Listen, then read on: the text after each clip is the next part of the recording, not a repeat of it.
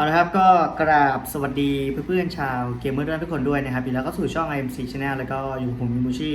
นะครับผมวันนี้เราอยู่กันที่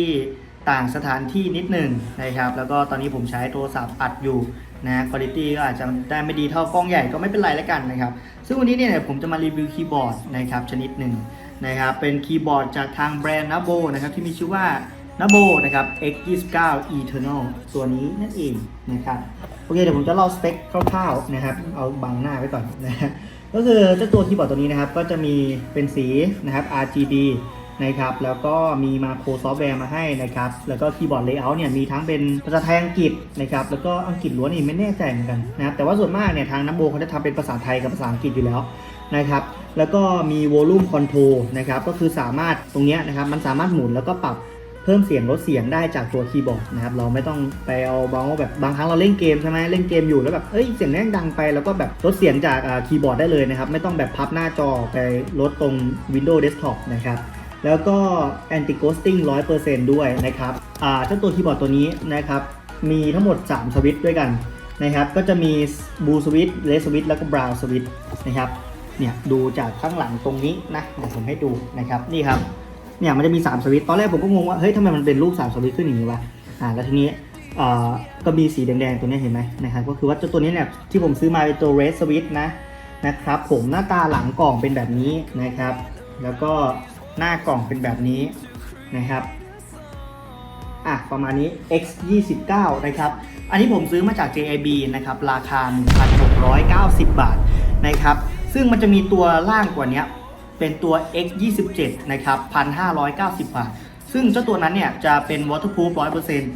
ะครับแล้วก็เป็นตัว Blue Switch นะครับแต่เจ้าตัวนี้เพิ่มมา100 บาทนะครับมีแบบโวลูมเพิ่มเสียงลดเสียงนะครับแล้วก็มีสวิตช์ให้เลือกถึง3สวิตช์ด้วยกัน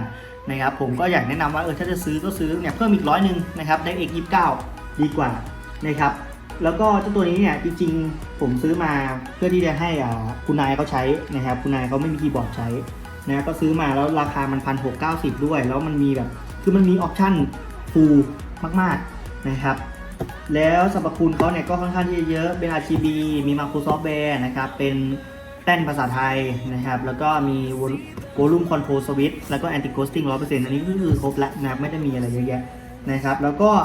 ตัวนี้เนี่ยไม่น่าจะกันน้ำนะครับเพราะมันไม่ได้เขียนไว้นะแต่ตัว X27 เนี่ยกันน้ำนะครับ 100% แต่ X29 ไม่กันน้ำนะครับแล้วก็มีสวิตช์ให้เลือก3สีนะก็ไปดูกันนะครับเวลาซื้อก็ดูดีๆว่าตรงหลังกล่องเขาเขียนเป็นสวิตช์สีอะไรนะครับถ้าให้ดีก็แบบบอกทางพนักงานเขาแบบเปิดคีย์บอร์ดขึ้นมาให้ดูเลยดีกว่านะครับเดี๋ยวผมจะเปิดแล้วนะครับอันนี้คือผมให้ที่ร้านเขาเปิดมาให้แล้วนะครับเพื่อที่ตรวจสอบสินค้าไงว่ามันเป็นสวิตช์ที่เราต้องการจริงๆหรือเปล่านะครับชิบหายเปิดไม่ได้ตรงนี้ก่อนปึ๊บนี่ต้องเปิดตรงนี้ก่อนนะครับเปิดนี้ก่อนแล้วก็คว่ำลงแล้วก็เปิดข้างบนขึ้นแบบนี้ปึ๊บทางข้างในเนี่ยก็จะเป็นแบบนี้นะครับให้ดูได้ป่าวเป็นแบบนี้นะครับเห็นไหมก็จะมีที่ดึงคีย์แคปมาให้นะครับสีเหลืองทำไมเป็นสีเหลืองวะนี่เป็นแบบนี้นะครับที่ดึงคีย์แคปแล้วก็จะมีตัวรองคีย์บอร์ดเป็นโฟมนะครับเราก็จะเอาออกก่อนข้างในกล่องนะครับเดี๋ยวให้ดูอุปกรณ์ก่อนนะข้างในกล่องครับก็จะมีคู่มือ X29 Eternal แบบนี้นะครับนี่คู่มือเป็นภาษาไทยนะครับแล้วก็มีสติกเกอร์ Nabo X Series Gamers Evolution นะครับอันนี้อันหนึ่ง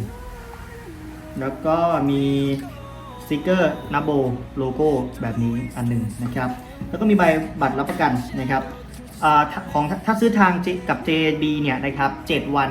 สามารถเปลี่ยนสินค้าได้เลยถ้าเกิดมีปัญหาสินค้าต้องไม่มีรอยขีดข่วนนะครับแล้วก็ไม่แตกหักนะครับถ้าเกิดว่าแบบเราเสียบปุ๊บแล้วไฟมันไม่ได้ซอฟต์แวร์มันพังอะไรเงี้ยเอาไปเทิร์นไม่ใช่เอาเทิร์นเอาไปเปลี่ยนตัวใหม่ได้เลยใน7 วันนะครับแล้วก็เป็นนอกนั้นจะเป็นการเคลมสินค้าระยะเวลา1 ปีนะครับก็มีบัตรรับประกันตรงนี้นะฮะแต่ย้ำว่าสินค้าต้องไม่ตกหล่นไม่แตกหักแล้วก็ไม่โดนน้ำนะครับแล้วก็ข้างล่างครับก็จะมีสายที่ต่อกับคีย์บอร์ดนะครับเป็น Type A หัวสีทองนะครับเป็น USB แล้วก็เป็น Micro USB แจ็คหัวสีทองนะครับมีคนถามว่าพี่แล้วผมถ้าเกิดผมทำสายนี้หายผมเอาสายโทรศัพท์มาใส่ได้ไหมใส่ได้นะครับใส่ได้เหมือนกันนะครับ เคเอากล่องวางไว้ก่อนนะครับเรามาดูที่ตัวคีย์บอร์ดมีน้ำหนักค่อนข้างที่จะเบานะครับแต่ว่าก็ไม่ก้องแก๊งนะฮะนี่คือหน้าตาของ X29 นะครับประมาณนี้นะฮะแล้วก็ด้านหลังเป็นแบบนี้นะครับเป็นแบบพื้นๆธรรมดานะครับมีที่ปรับระดับความสูงมาให้นะครับ1ระดับนะฮะแล้วก็ข้างหลังก็จะมีโฟมครับเป็นแบบเห็นไหมนี่เป็นแบบรองคีย์บอร์ดนะครับไม่ให้คีย์บอร์ดมันขีดข่วนนะครับซึ่งหน้าตาคีย์บอร์ดเนี่ยเหมือนแบบบ้านๆธรรมดาไม่ได้ดูมีอะไรเลยนะครับนี่นะแล้วก็สวิตช์ที่ผมเลือกมาเป็นเลสสวิตช์นะครับเสียงกดก็จะประมาณนี้เดี๋ยวผมกดให้ดูจังหวะเดียวครับเลสสวิตช์แล้วก็คีย์บอร์ดเป็นแบบด้านๆนะครับผมชอบมากเลยเลสสวิตช์นะครับนี่แล้วก็มีที่ดึงคีย์แคปมาให้ถ้าต้องการจะเปลี่ยนนะครับแล้วก็ตรงนี้เป็นนี่ที่เพิ่มเสียงลดเสียงนะนี่ก็หมุนครับหมุนได้นะครับประมาณนี้แล้วก็ข้างบนตรงนี้ครับจะเป็นที่ใส่สายนะครับ micro USB นะครับต่อเข้าคอมพิวเตอร์นะครับโอเคเดี๋ยวเรามาดูตอนที่คีย์บอร์ดต่อเข้าคอมแล้วดีกว่านะครับไปและนี่ก็คือหน้าตาคีย์บอร์ด X29 หลังเสียบคอมแล้วนะครับอันนี้ก็ผมปิดไฟเพื่อให้เห็นแสงที่มันแบบชัดเจนนะครับก็จะมีปุ่มฟังก์ชันตรงนี้นะครับแล้วก็กดตรง RGB เห็นไหมตรงนี้นะฮะมันก็จะช่วยเปลี่ยนไฟได้นะครับนี่เห็นไหมมันก็จะเปลี่ยนโหมดไฟนะครับแบบนี้เห็นไหมก็แล้วแต่ว่าจะชอบแบบไหนนะครับแล้วก็มันจะมีซอฟต์แวร์ให้ไปโหลดซอฟต์แวร์ของนับโบมานะครับของ X29 ซึ่งผมยังไม่ได้โหลดนะครับก็รีวิวแบบพังๆแบบนี้ไปก่อนนะครับเอา RGB แล้วกันซึ่งตัวนี้เนี่ยก็จะเป็นปุ่มโวลูมเปิดไฟหน่อยครับผู้ช่วย อันนี้ก็จะเป็นปุ่มโวลูมนะปิดไฟทำเยี่ยเลยนะครับเดี๋ยวดูหน้าจอนะผมจะหมุนปุ่มโวลูมนะครับนี่เห็นไหมมันก็จะลดได้นี่เพิ่มนะครับนะก็ช่วยมันก็สะดวกดีนะครับตัวนี้มันก็จะแบบนืดๆหน่อยนะไม่ได้แบบดูก้องแก๊งอะไรนะครับตัวนี้ก็จะช่วยให้เวลาแบบคุณเล่นเกมแล้วแบบเสียงแม่งดังเกินไปอะไรเงี้ยนะถ้าเกิดจะปิดเสียงเนี่ยก็กดปุ่มฟังก์ชันนะครับแล้วก็นี่มันจะมีตรงเนี่ยครับ N key lower ตัวนี้ก็กดปุ่มฟังก์ชันแล้วก็กด F9 นี่มันก็จะทำการมิวให้นะครับสวิตช์เป็นแบบ red switch นะครับเสียงกดก็จะประมาณนี้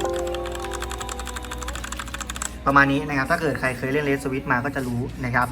ราคาตัวนี้นะครับอยู่ที่ 1,690 บาทถามว่าคุ้มไหมผมมองว่าคุ้มนะครับคุ้มมากนะฮะได้ red switch ด้วยได้ฟังก์ชันมี anti ghosting มี N key lower มีทุกอย่างที่คีย์บอร์ดสมัยใหม่ควรจะมี gaming keyboard นะครับก็